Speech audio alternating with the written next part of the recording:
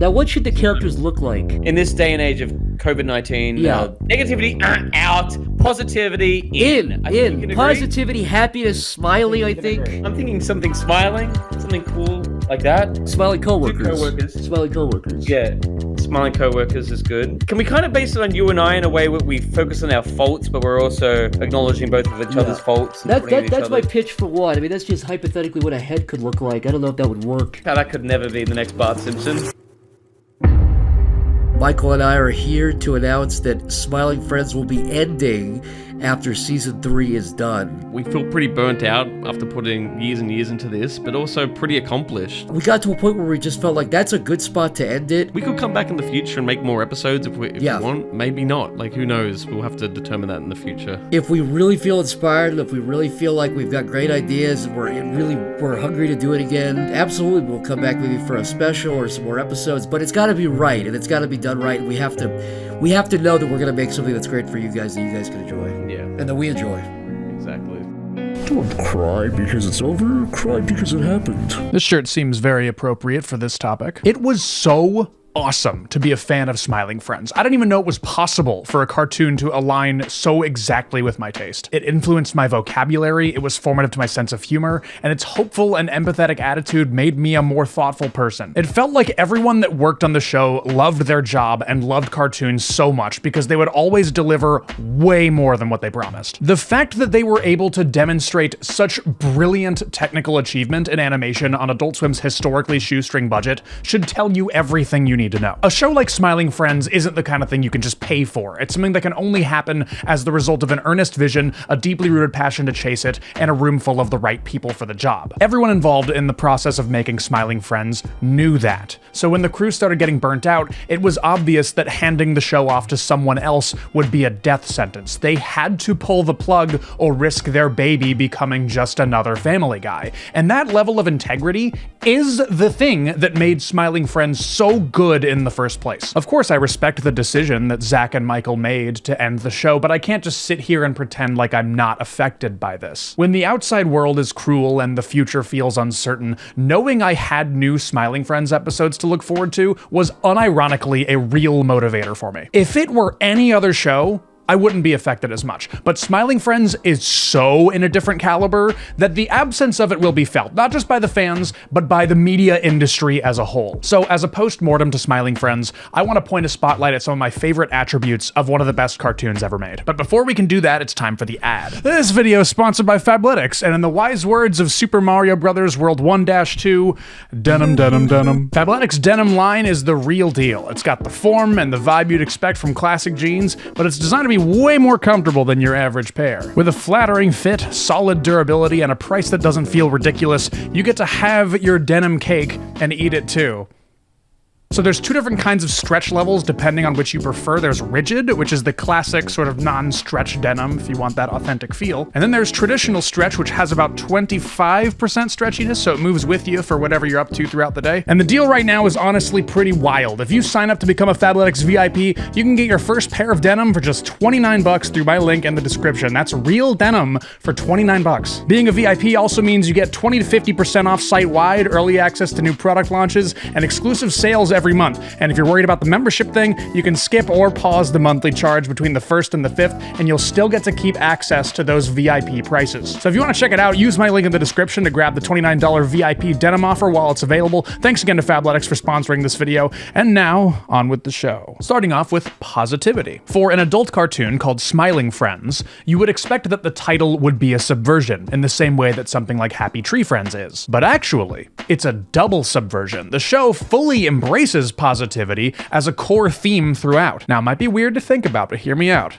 The in-universe Smiling Friends charity is the surreal cartoon equivalent of call-in therapists, or an emotional support hotline. But instead of giving you mental health advice, some goofy dorks show up at your door and try to make you smile. They go out of their way to paint this exaggerated world that highlights the grueling reality of how cruel and frightening and unpredictable it can be. But they also challenge the idea that positivity is the answer to everything. They accept and acknowledge the nuance that sometimes things just aren't going to work out, and the job of Pim and Charlie is to help people cope and start healing. Okay, well, I guess I'm all out of ideas then. You're just stuck like a silly dude. I'm sorry, man. Speaking of Pim and Charlie, they are such a perfect duo. Not only is their chemistry so good and so real, but they also have very different approaches to getting their job done. Pim is such a sweet little guy. He really cares about people. He loves to motivate them no matter how gross or surreal they may be. He knows how to put a hand on their shoulder and say, "You can do it, buddy. Just keep practicing and you'll get it." And Charlie is a listener. He walks someone through how they're feeling, breaks it down, and knows how to tell someone like it is while not having it feel like a low blow. Look, you're getting old, it's just a part of life, but you'll be okay. They also give us a vision into the flaws of these characters. Charlie and Pim both have moments where they're shown to be emotionally immature, like when they're cathartically bickering at each other on the way to get a Christmas tree, or when they're pointing fingers at each other in the Brazil airport, but they know how to pull it back and relieve the tension. We got to see Charlie becoming more self-aware over time. He knew he was out of his depth in the Schmaloogle scenario, so he offered to excuse himself to grab Pim a bite to eat when they met back up. That was so satisfying. And speaking of character interactions, it's time to talk about the candid dialogue. One of my favorite media tropes ever is aggressively candid sounding dialogue, and Smiling Friends has a lot of that. The show even pokes fun at itself for doing it so much. Do your classic realistic dialogue with each other. The Smiling Friends style of realistic dialogue is actually elusively difficult to achieve. It only really sounds right if you have very talented writers and voice actors to back it up. Generally, when you're writing dialogue, a character says a line, there's a beat, and then the next character says their line. It sounds a little bit more stilted that way, but writers don't value allotting screen time to the parts of conversations that don't communicate that much. As someone who is on the spectrum and is very aware of how I come across with my language, shows that format their dialogue in the shot, reverse shot kind of way would always break my immersion instantly. The Disney Channel writing style of characters flawlessly barking overly curated sentences back and forth, I just can't suspend my disbelief enough to get invested. Real, actual dialogue between people is just inherently rough around the edges. People talk over each other, they mishear things, they ask for clarification. And Smiling Friends goes way out of their way to illustrate this. They will screech the pacing to a halt so that a character can be like, "Oh, sorry, no, you go ahead." I was just going to say, oh, sorry. No, you go ahead. Well, I was just going to say, why don't we... In order for home movies to achieve that realistic sound to the dialogue, they got a bunch of improv comedians in a room, put an outline in front of them, and just let them do their thing. That's what makes it sound so real. They were actually talking over each other in the studio. No, I was just thinking that we met, for the first time at the PTA meeting 2 years ago, and I meant to tell you, by the way, there's something I meant to tell you 2 years ago at the PTA meeting. Yeah. I'm uncomfortable around you.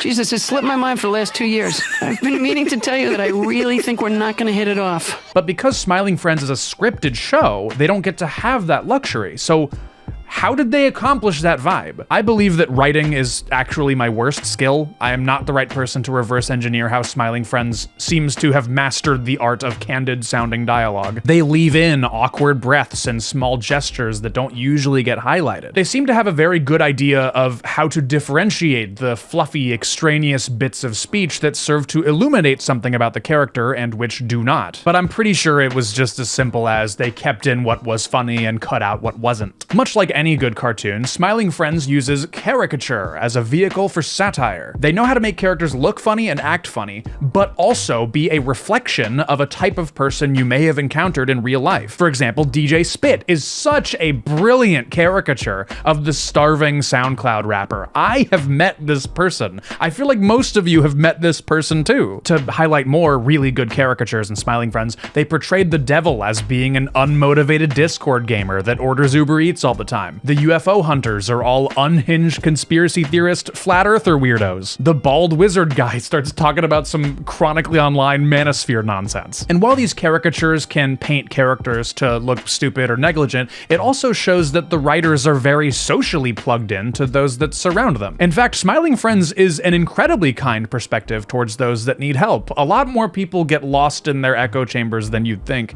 and this show explores the idea of what it would be like if they got got the therapy they need. It doesn't frame these caricatures like they're bad people or that they're making the world worse. It frames it as maybe two guys showing up at their door and trying to make them smile is all they need to get them out of their negative headspace. For the final segment of this video, I want to help you cope with the loss of smiling friends by sharing with you some of my favorite TV shows that are adjacent to it. So first of all, I cannot recommend Aqua Teen Hunger Force enough. It's from the golden age of Adult Swim, and it currently sits as my favorite TV show of all time. It's got really strong characters, a surreal setting, it's funny as hell. I could talk about Aqua Teen all day long, so I'm just gonna leave it here and move on. But if you love Smiling Friends, please give it a shot. It's so good. Adult Swim also dropped another banger recently that I am obsessed with. It's called Haha You Clowns. It deals with a lot of similar themes to Smiling Friends. It's a very positive show about being kind to people. It's got really good caricatures, almost shockingly good caricatures, and it's built around the process of coping with loss and with emotional immaturity. The biggest thing about Haha You Clowns that I have to say is don't be scared off by the art style. It might look really strange at first, but I promise you, you will be rewarded if you learn its weird visual language. Also, home movies, I talked about that one earlier. If you love the candid dialogue of Smiling Friends, that's a major motif of home movies. Season 1 is my favorite because the show heavily shifted its tone in season 2 onward. Don't get me wrong, the whole show is fabulous, but if you want the rough around the edges Squigglemation vibe, you can't beat season 1. Now, this one might seem like it's out of nowhere, but please hear me out. The Beavis and Butthead reboot from 2022 is insanely good. Like, it's way better than it has any right to be. But it's just because Mike Judge is such a master of his craft. He is an incredible writer. He voices both characters. He's been doing it since the 90s. Again, I could talk about this show for an hour. Just go watch it if you love Smiling Friends. I can understand if none of these suggestions scratch the itch for you. Nothing can ever replace Smiling Friends. But if you just can't get enough Zach, I assume he will start appearing on Oni Plays more regularly in the coming months. Obviously, I have no idea, but if you like Let's Plays, that's something. Also, the staff behind Smiling Friends just opened their own animation studio, so we can at least look forward to whatever new animation projects they're brewing up. But yeah, that's all I've got for you. Thanks for watching my YouTube video, patreon.com/clue. Hopefully I made you smile, and I'll see you again real soon.